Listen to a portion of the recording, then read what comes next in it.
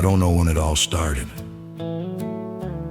Maybe it was somewhere between the first tree we planted and the first time we watched it stand on its own, back when the land was just land and not yet home. We didn't set out to build anything fancy, just a place where things could grow the way they're meant to, slow, steady, honest. See, around here you don't rush the soil, you listen to it. You learn its moods, when it's tired, when it's ready, when it needs a little help, and when it just needs you to step back.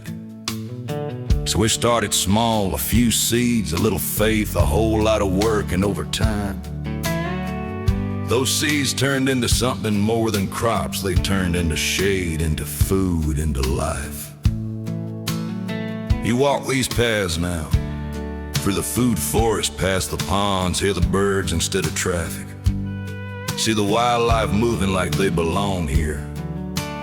And the truth is, they do. This place. It ain't just something we built, it's something we grew. We fed it with long days, sore backs, and stubborn belief, watered it with hope. And yeah, sometimes a little doubt too. But we pulled more than weeds out of this ground. We pulled out worry, we pulled out noise, we pulled out everything that didn't belong. And what's left is peace.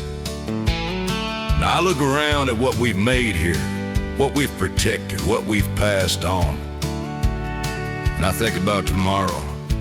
Not the kind they talk about on the news, but the kind you can hold in your hands. A better tomorrow ain't something you wait for. It's something you plan, right here, right now. In the way you work, in the way you care, in the way you leave things better than you found them. And maybe someday our grandkids will walk this same ground, hear these same sounds, feel that same quiet settle in their bones. They won't even realize you're standing in the middle of a dream that started with just a few seeds